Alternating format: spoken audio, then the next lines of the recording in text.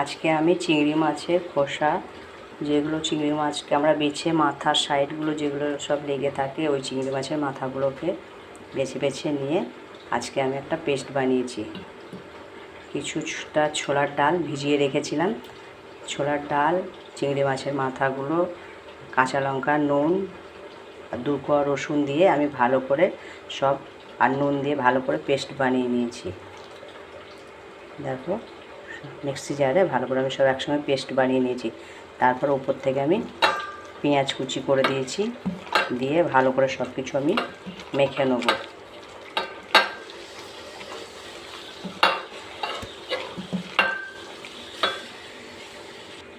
ভালো করে সব মেখে নিয়েছি। এদিকে আমি কড়াইয়ে তেল বসিয়েছি, তেল গরম হয়ে গেছে। আমি একটু চ্যাপটা চ্যাপটা করে এরকম সাইজ করে চপের মতো একটু দিয়ে ভেজে নেব।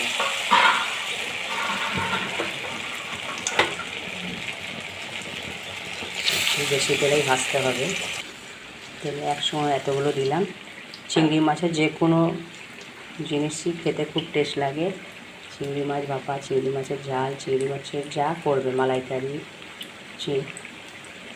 ডাব ভাপা, চিংড়ি ভাপা সবই ভালো লাগে।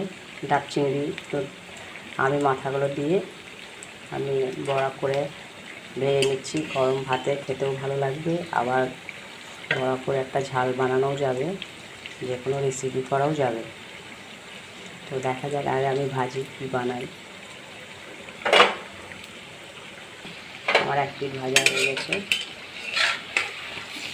আমি আর একটা উল্টে নিলাম।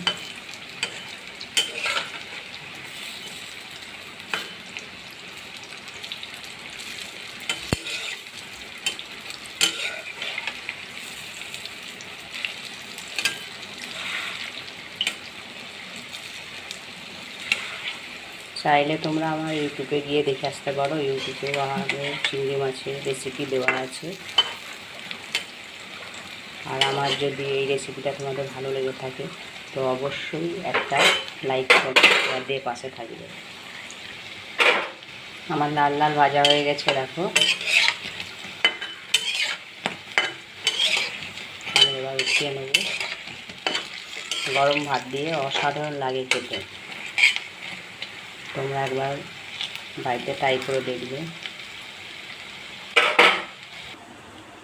দেখো, আমার লাল লাল ভাজা হয়ে গেছে। তোমাদের ভালো লাগলে অবশ্যই লাইক, কমেন্ট, শেয়ার দিয়ে পাশে থাকবে।